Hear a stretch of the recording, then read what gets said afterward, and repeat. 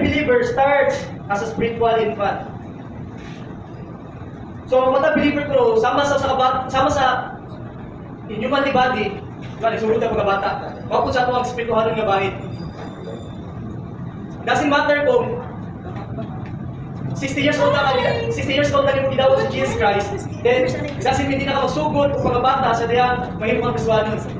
Nagpipila ito mas maybe 40 years old na ka, pero spiritually, baby pa ka, bata ka, infant pa ka, okay, bago pa rin gidawat sa Kristo Jesus, tingin nga Diyos o personal maluwas.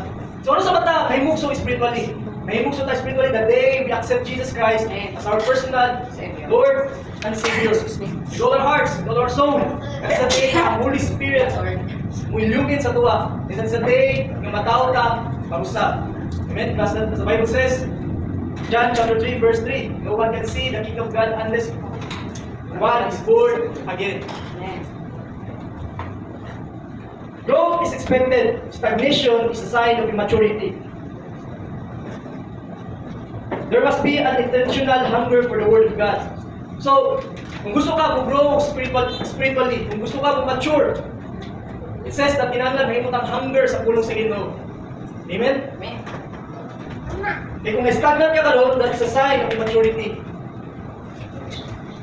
So that's the key, my soul. In order to grow spiritually, kinahanglan mo hunger ka sa pulong sa Ginoo. Amen? Isa din my soul na hunger ka sa pulong sa Ginoo. Uhaw ka sa presensya sa Ginoo. Gusto ka mautong, gusto ka may mong panalangin sa simbahan, gusto ka may mong panalangin sa imong family, gusto ka may mong kasulbanan sa kinabuhi sa uban, gusto ka may mong tubag sa dagang question sa uban. Kasi mga kaibigan, yung pinita may mong answer sa kinabuhi sa uban. Amen? Pinita may mong panalangin sa kinabuhi sa uban. Yung nagsawanon.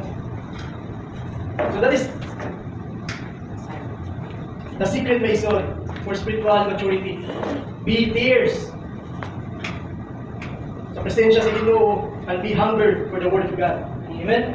Number 2, maturity shows in fruit, not just gifts. Number 1, ang spiritual maturity ko requires of growth. Yung growth, my son, mapatunan nato na sa diyang mahimutang hunger sa pulong sa Ginoo. Ang number 2, ang maturity shows in fruit, not just gifts. In Galatians chapter 5, verse 22 to 23, but the fruit of the Holy Spirit is love, joy, peace, self-control, kindness, goodness, faithfulness, gentleness, and patience. 9, kabuok ang fruit sa Holy Spirit. Gifts may be given instantly, but fruit takes time to develop.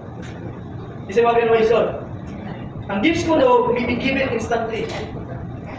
Pero ang bunga sa Espiritu, takes time siya ma-develop.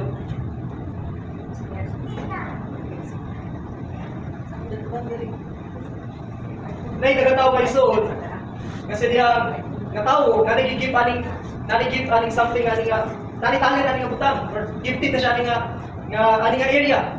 Either sa pagkanta, magsayaw, or sa isa-isa ka mga talent. Sa music, kung bakit kinahanglan lang i-maximize, kinahanglan lang tarungon pagmayo para ito mamayo ng talent. Pero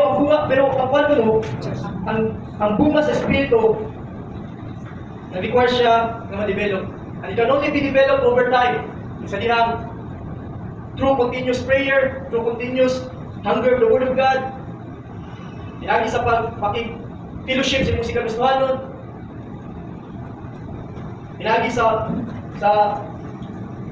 passion mo na sa Ginoo, ano nga tayo, ma-develop mo ang fruit sa Holy Spirit. Kung yan, dinong may ison, sa diyang, ang kanawasan, dali na yung kayo, kasi mga may ison. Dahil mo na tawag si Kristo Jesus, tibukin mo kasing-kasing yun. Maluwas na ka. Ngayon pasaylo, isa mo kasing-kasing kung hila ka. Kapasayloan kasi ito, hindi mo siya dubaton, maluwas na ka, dali rin kita. Then for sure, instantly, kung God is merciful, maluwas ka na yun. Amen, kasi mga na, ang kaluwasan, dali na kayo. Pero hindi siya dali. Dali siya, pero at the same time, hindi ko dali. Kasi mga ang kaluwasan, dali ka na, kung imong dawaton si Kristo Jesus, sa lipot mong kasing-kasing. So dali ka na, at the same time, lisod. Do you know why? Lisod siya kung kaya ginoo rin yung makabuhat. Amen. Kitang tao din na mabuhat ng makapalawas ng tao. Hindi na magpagamit. Lisod siya kung kaya ginoo rin yung makabuhat. Lisod sayon siya kung atong siya dawatong sa tibok ng kasi-kasi. Di maluwas sa dayon. Pero ang kausaban sa itong karakter, ang pagkamapasensyahon, ang pagbato ng self-control, ang pagkamay hugmaon, ang pagkamabuutan, ang pagkamay natagon, ang pagkamay matilutanon, it requires time. Amen? Di siya dali ma-develop. Namagin nyo siguro na ito dito tanan, ba? 10 years na tanan, halaga si maybe 15 years. Pero, natin kalon, nag-struggle niya po sa pasensya. Nag-struggle niya po ka sa imong pagkaputan, sa imong pagkakain. Gusto ka ba imong kain, pero sa'yo, masulayan yun. Gusto ka ba imong pasensyahan, pero imong pasensya, masulayan yun. Gusto ka magbatang ng self-control, pero imong self-control, masulayan yun. You know, mas ipiyag ka ko, nasalat ko, pero lang yung masulayan, Lord. Diba? You know, diba? So, ang bunga sa Espiritu may soul, nag-take siya time. Pas? Lumod yapon. Ya, even pagka-faithfulness may son. Lubi na lang sino pero nagsago na punta kamay mo matandaan, labi na sa ginoo.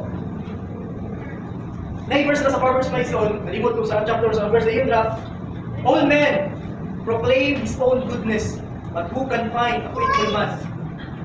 In Proverbs, all men kuno proclaim his own goodness. Yan ang men nag-sobra may son, wala na siya nag-specify sa laki, hindi, sa laki, sa babae. All men proclaim his own goodness, but who can find a faithful man? Because, like time, hindi ka may mo faithful. But the Bible says, if you are faithless, then the Lord remain faithful. Inurin kita matandaan. The presence of the fruits of the Spirit is a strong sign of maturity. Ang presensya sa bunga sa Espiritu may soul, naghatag siya strong na signs sa maturity. If you're so loving, compassionate, itaas ka pasensya, nakakita ko ng self-control, faithfulness, may natagong kabutan ka, goodness, gentleness, kung makita na si mo kinabuhi may soul, then it means na strong na sign of maturity si mo kinabuhi. Tanawin mong tupad, tanawarin mong tupad. Nagpakita ba na? So, kanang fruit of the Holy Spirit, my soul, kung makita na sa kinabuhi, my soul, that is a strong sign of maturity. Pero kung pipila ito, bagsak patana, then it means napay na kung may workout sa tuwa. Kisa'y pag-bin nyo, my soul, nga, napay daghan, kaya tinalani yung workout sa inyo, Ako na ba? Ako daghan kayo, my soul, napay yun. Nga kinala pag i-develop, makita ko, day by day, nag-struggle ka, day by day, nakikuha nyo ka, nakisend nyo ka ba? Kinala, gusto ko, Lord, mula ko siya ni Kapita. Gusto ko lang gusto ko pasensya dito, matato yung taas yung pasensya. May kukay. Gusto ko makatulong sa self-control, Lord. So maturity shows in fruit, not just gifts.